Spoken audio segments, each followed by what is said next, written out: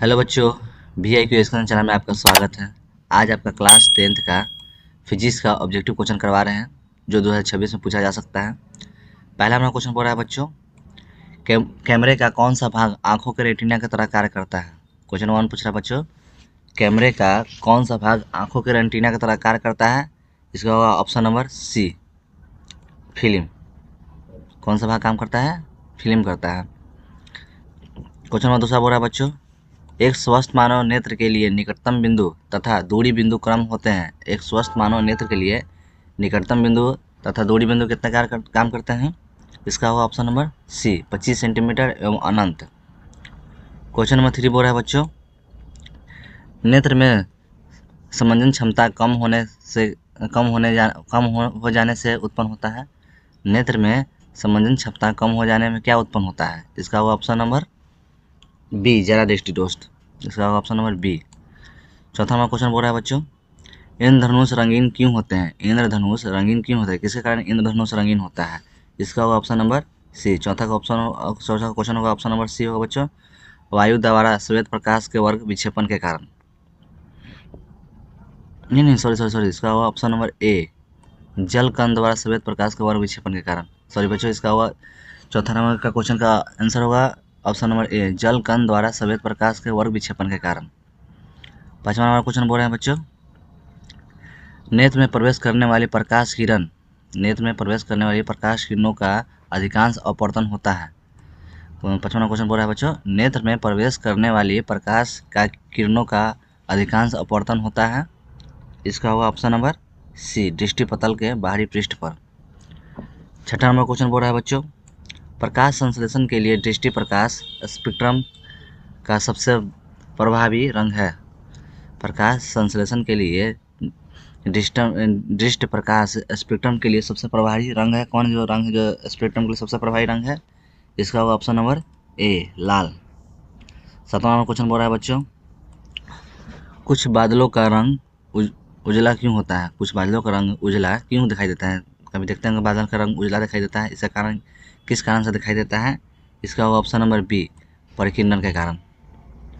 Question number 8 बोल रहा है बच्चों, समान नेत्र के लिए दूरी बिंदु कितने हैं? समान नेत्र का जो दूरी बिंदु होता है वो कितनी है? इसका होगा ऑप्शन नंबर डी, अनंत।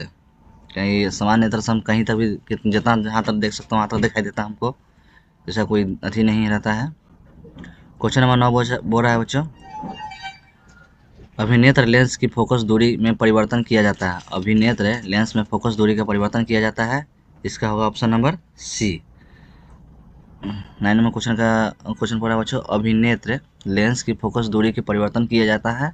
इसका होगा option number C. Question number 10 बोल रहा है बच्चों, घरेलू विद्युत परिपथ के प्रतिवर्ती धारा की आवर्ती होती है। मतलब जो घर में जो प्रतिवर्ती धारा होता है किससे कितनी आवर्त होती है? इसकी होती है ऑप्शन नंबर ए, 50 हर्ट्ज होती है। क्वेश्चन नंबर 11 बोल रहा है बच्चों, विभक्त बल्ब प्रयुक्त होता है। विभक्त बल्ब प्रयुक्त होता है कहाँ पर प्रयुक्त होता है? इसका होगा option number B, DC motor में प्रयुक्त होता है विभक्त बल्ब। क्वेश्चन नंबर 12 बोल रहा है बच्चों, विद्युत बल्ब में फिलामेंट का द्रव होता है। विद्युत बल्ब में फिलामेंट का द्रव होता है। जो विद्युत बल्ब होता है ना, उसमें फिलामेंट का द्रव का चीज़ होता है। इसका होगा ऑप्शन नंबर बी, टंगस्टन होता है। विद्युत बल्ब में देखिएगा टंगस्टन होता है, एकदम पतला सा तार होता है जिसे हम टंगस्टन कहते हैं। क्वेश्चन नंबर 13 बोल रहा है बच्चों, एक कूलम विद्युत आवेश कितने इलेक्ट्रॉन के समय आवेश की तुलना होता है? एक कूलम विद्युत आवेश कितने इलेक्ट्रॉन में समय आवेश के तुलना में होता है? इसका होगा ऑप्शन नंबर बी, कितना होता है? बी, 6.25 × 10⁻18। क्वेश्चन नंबर 14 बोल रहा है बच्चों, एक अमीटर का परिसर 0.30 एम्पियर है। एक अमीटर का परिसर 0.30 एम्पियर है और इस एमीटर के स्केल पर डिवीजनों की संख्या 30 है, तो उस एमीटर का अल्पतमांक क्या होगा? उस एमीटर का अल्पतमांक क्या होगा? इसका होगा option number D, 0.01 ampere. Question number 15 बोल रहा है बच्चों, विद्युत आवेश का SI मात्रा क्या होगा? विद्युत आवेश का SI मात्रा होगा कूलम। ऑप्शन नंबर डी हो जाएगा बच्चों। 16 नंबर क्वेश्चन बोल रहा है बच्चों, अतिभारण के समय विद्युत परिपथ में विद्युत धारा का मान क्या होगा? अति भार पड़ेगा तो विद्युत परिपथ के विद्युत धारा का मान क्या होगा? इसका होगा ऑप्शन नंबर 16 में क्वेश्चन पड़ा है बच्चों, अति भार, मतलब कि अति भार का समय विद्युत परिपथ में विद्युत धारा का मान क्या होगा? क्वेश्चन समझ रहे हैं बच्चों क्या कह रहा है क्वेश्चन, कि अति भार समय विद्युत परिपथ में विद्युत धारा का मान क्या होगा? इसका होगा ऑप्शन नंबर सी, बहुत अधिक बढ़ जाता है। 17 नंबर क्वेश्चन बोल रहा है बच्चों, 1 वोल्ट कहलाता है, 1 वोल्ट क्या कहलाता है? इसका होगा option number B, 1 volt 1 joule या 1 कूलम कहलाता है। 18वां क्वेश्चन बोल रहा है बच्चों, आमीटर को विद्युत परिपथ में कैसे जोड़ा जाता है? आमीटर को विद्युत परिपथ में कैसे जोड़ा जाता है? इसका होगा ऑप्शन नंबर ए, कैसे जोड़ा जाता है? श्रेणी क्रम में जोड़ा जाता है। आमीटर को विद्युत परिपथ में कैसे जोड़ा जाता है? श्रेणी क्रम में जोड़ा जाता है, श्रेणी क्रम में। क्वेश्चन नंबर 19 बोल रहा है बच्चों, निम्नलिखित में से कौन सा पद विद्युत शक्ति को निरूपित नहीं करता है? निम्नलिखित में से कौन सा पद विद्युत शक्ति को निरूपित नहीं करता है? इसका होगा ऑप्शन नंबर बी, किसका होगा? ऑप्शन नंबर बी होगा I गुने आर स्क्वायर, जो विद्युत परिपथ को विद्युत शक्ति को निरूपित नहीं करता है। क्वेश्चन नंबर 20 बोल रहा है बच्चों, किसी बल्ब से 1 मिनट में 120 कूलम आवेश प्रवाहित होता है। किसी बल्ब से 1 मिनट में 120 कूलम आवेश प्रवाहित हो रहा है तो विद्युत धारा का मान क्या होगा? क्वेश्चन नंबर 20 नंबर क्वेश्चन बोल रहा है बच्चों कि किसी बल्ब से 1 मिनट में 120 कूलम आवेश प्रवाह हो रहा है तो विद्युत धारा का मान क्या होगा? इसका होगा ऑप्शन नंबर बी, 2 एम्पियर होगा बच्चों। मान कितना होगा? 2 एम्पियर। क्वेश्चन नंबर 21 बोल रहा है बच्चों, प्राचीन काल में उसमें ऊर्जा का सबसे अधिक समान स्रोत था। प्राचीन काल में सबसे अधिक उष्मा ऊर्जा का सबसे अधिक स्रोत क्या था? वो था, आप जान ही रहे हैं बच्चों क्या होगा? इसका होगा ऑप्शन नंबर बी, लकड़ी। लकड़ी से ही जब खोज हुआ था तब प्राचीन काल में सबसे ज़्यादा लकड़ी से उष्मा का स्रोत किया गया था। क्वेश्चन नंबर 22 बोल रहा है बच्चों, जीवाश्मी ईंधन ऊर्जा के हैं। जीवाश्मी ईंधन ऊर्जा के हैं। जीवाश्मी ईंधन ऊर्जा क्या है? जीवाश्मी ईंधन ऊर्जा क्या है? इसका ऑप्शन नंबर बी हो जाएगा, अनवीकरणीय स्रोत है, अनवीकरणीय स्रोत है। क्वेश्चन नंबर 23 बोल रहा है बच्चों, सरदार सरोवर बांध किस नदी पर बनाया गया है? सरदार सरोवर बांध किस नदी पर बनाया गया है? इसका होगा ऑप्शन नंबर बी, सतलज नदी पे, सतलज नदी पे। टिहरी बांध किस नदी पर बनाया गया है? टिहरी बांध किस नदी पर बनाया गया है? इसका होगा ऑप्शन नंबर ए, गंगा नदी के पास। 25 नंबर क्वेश्चन बोल रहा है बच्चों, जैव गैस एक उत्तम ईंधन है क्योंकि इसमें मीथेन गैस पाई जाती है। जैव गैस एक उत्तम ईंधन इसमें क्योंकि इसमें मीथेन गैस पाई जाती है। इसमें मीथेन गैस कितनी पाई जाती है जैव गैस में? इसका होगा ऑप्शन नंबर डी, 75% जैविक गैस में मीथेन पाए जाते हैं। ये भी क्वेश्चन पूछा जा सकता है बच्चों अपने एग्जाम में। 26 नंबर क्वेश्चन बोल रहा है बच्चों, पवनों का देश कहा गया है। पवनों का देश किसे कहा गया है? पवनों का देश किसे कहा गया है? इसका होगा ऑप्शन नंबर सी, डेनमार्क को कहा गया है। क्या पवनों का देश कहा गया है? 27 नंबर क्वेश्चन बोल रहा है बच्चों, श्वेत प्रकाश की किरण जब किसी प्रिज्म से होकर गुजरती है तब जो वर्ण सबसे अधिक विचलन होता है वह है, मतलब सबसे अधिक कौन विचलन करता है? जब प्रिज्म से श्वेत प्रकाश को जब प्रिज्म से गुजारा जाता है तो सबसे अधिक कौन विचलन करता है? इसका होगा ऑप्शन नंबर सी, बैगनी कलर देखिएगा सबसे अधिक विचलन करता है। जैसे भी सबसे नीचे देखिएगा भी से आता है भी, तो वही सबसे ज़्यादा बैगनी कलर विचलन ही करता है। क्वेश्चन नंबर 28 बोल रहा है बच्चों, श्वेत प्रकाश जब एक प्रिज्म से होकर गुजरता है तो जो वर्ण सबसे कम विचलन होता है वो है। क्वेश्चन नंबर 28 बोल रहा है बच्चों, श्वेत प्रकाश जब एक प्रिज्म से होकर गुजरता है तो जो वर्ण सबसे कम विचलन कौन होता है?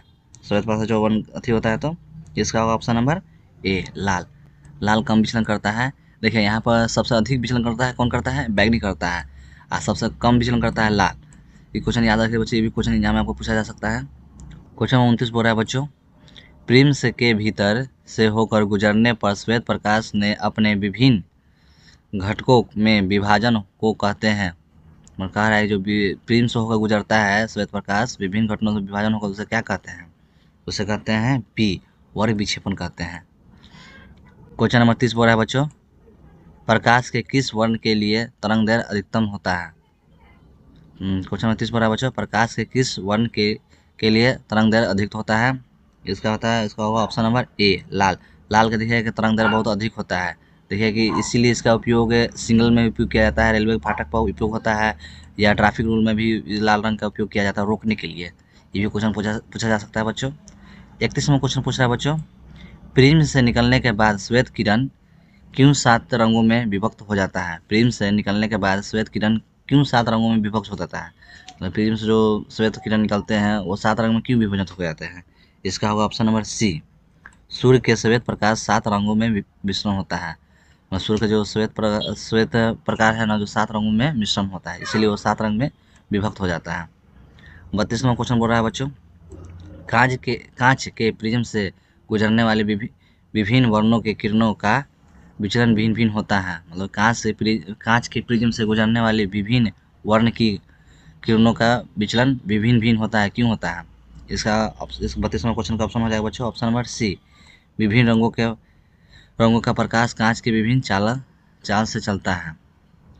क्वेश्चन नंबर 33 बोल रहा है बच्चों, प्रिज्म से गुजरने पर सूर्य के प्रकाश की किरण विभिन्न वर्णों में बढ़ जाता है, क्यों?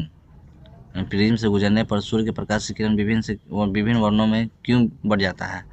इसका होगा ऑप्शन नंबर 33 का डी। विभिन्न रंगों की किरणों के विचलन भिन्न भिन्न होते हैं। मतलब विभिन्न रंगों के किरणों के विचलन भिन्न भिन्न होते हैं, मतलब अलग अलग सबका अपना अपना विचलन होता है। 34वां क्वेश्चन बोल रहा है बच्चों, एक उत्तल लेंस की फोकस दूरी 20 है तो उसकी क्षमता क्या होगी? एक उत्तल लेंस की फोकस दूरी 20 है तो उसकी क्षमता क्या होगी? उसकी क्षमता होगी 34 नंबर क्वेश्चन का ऑप्शन होगा बच्चों डी। इसमें से कोई नहीं है। यदि फोकस दूरी एफ है तो क्षमता तो इसका इसका इसका इनमें से कोई नहीं है। 35वां क्वेश्चन बोल रहा है बच्चों, पुतली की साइज को नियंत्रित करता है। मतलब पुतली की साइज को कौन नियंत्रित करता है? इसका होगा ऑप्शन नंबर बी।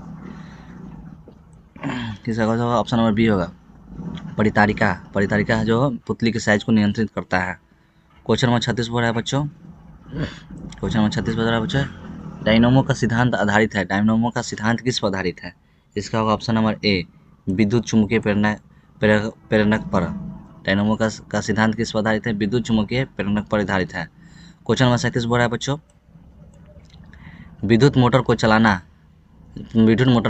जा सकता है। विद्युत मोटर को चलाया जा सकता है। कैसे चलाया जा सकता है? इसका होगा ऑप्शन नंबर सी, प्रत्यावर्तिया और दृष्ट दोनों को धारणों पर।